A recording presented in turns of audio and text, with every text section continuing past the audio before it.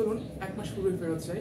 আমরা একটা ভিডিওতে বলেছিলাম as we set dream and goal which is related to our career, at the same way we need to set dream and goal which is related to our happiness.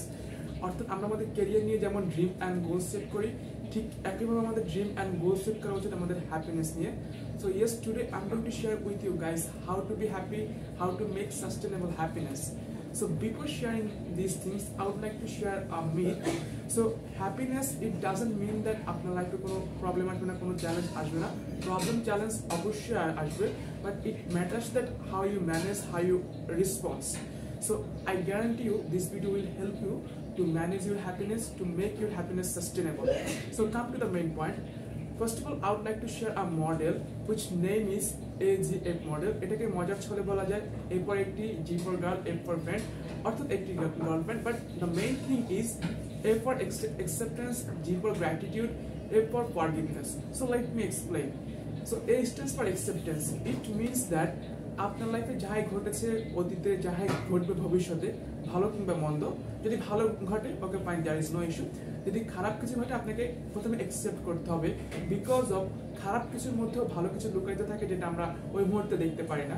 So আপনাকে এটা accept করতে হবে, কারণ আমরাই বলি আপনার certain time যে যা হয়েছে ভালোর জন্য হয়েছে। দেন জি ফর গ্র্যাটিটিউড, অর্থাৎ আপনাকে কৃতজ্ঞতা বোধ চর্চা করতে হবে। এটা আমরা এখনো বেঁচে আছি, আমাদের হাত আছে, পা আছে, আমাদের এই জন্য হচ্ছে আমাদের কৃতজ্ঞতা বোধ জ্ঞাপন করতে হবে, আপনাকে এটা চর্চা করতে হবে।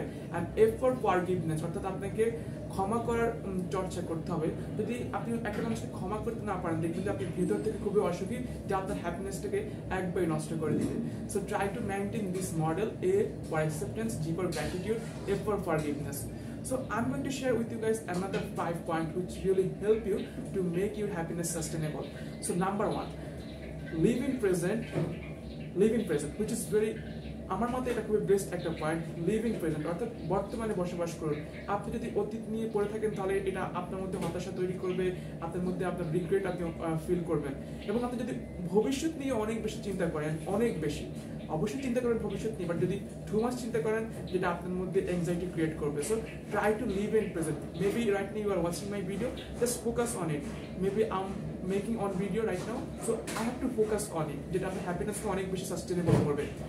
নাম্বার 2 হচ্ছে যে ডোন্ট কম্পেয়ার উইথ এনিওয়ান, অর্থাৎ আমরা অন্যের সাথে কম্পেয়ার করবো না, এটা আমরা সবাই জানি, এটা নতুন করে বলার কিছু নেই। বাট আমি যে পয়েন্টটা বলবো সেটা হচ্ছে যে আমরা কখনোই অন্যের সাথে কম্পেয়ার করবো না, because we are the best creation, you are unique than other people. So আপনাকে এটা অবশ্যই মাথায় রাখতে হবে।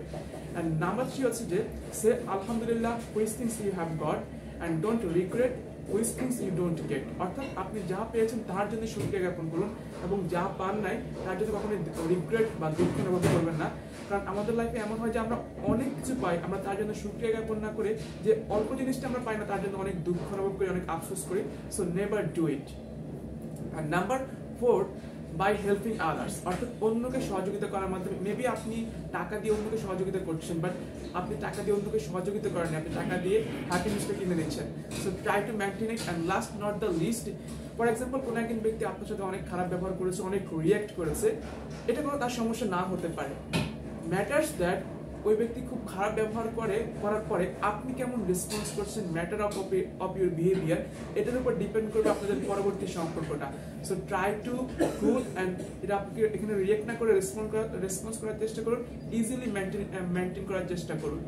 So try to follow this things. And লাস্টে যে একটা পয়েন্ট শেয়ার করবো, which is my favourite code, this is it's okay not to be okay. I repeat the line, it's okay not to be okay, অর্থাৎ উপরোক্ত সকল বিষয়গুলো মানার পরেও আপনার লাইফে কোনো একটা চ্যালেঞ্জ আসতে পারে, আপনার মনে হতে পারে যে এটা ঠিক হয়নি আমার সাথে, দ্যাট টাইমস আপনাকে বলতে হবে ওকে কোনো ব্যাপার না, যা হয়েছে ভালোই হয়েছে। So try to maintain this things. আমি যদি আরেকবার রিক্যাপ করি আপনার হ্যাপিনেসের জন্য আপনাকে একটা মডেল বলেছি। এরপর অ্যাকসেপ্টেন্স, আপনাকে অ্যাকসেপ্ট করতে হবে। জি ফর গ্র্যাটিটিউড, আপনাকে কৃতজ্ঞতা চর্চা করতে হবে। এরপর ফরগিভনেস, আপনাকে ক্ষমা করতে হবে। এবং যেটা বলেছি 1 নম্বরে, লিভ ইন প্রেজেন্ট, আপনাকে বর্তমানে বসবাস করতে হবে। Number 2, don't compare with anyone, আপনি অন্যের সাথে কখনোই কম্পেয়ার করবেন না, তুলনা করবেন না।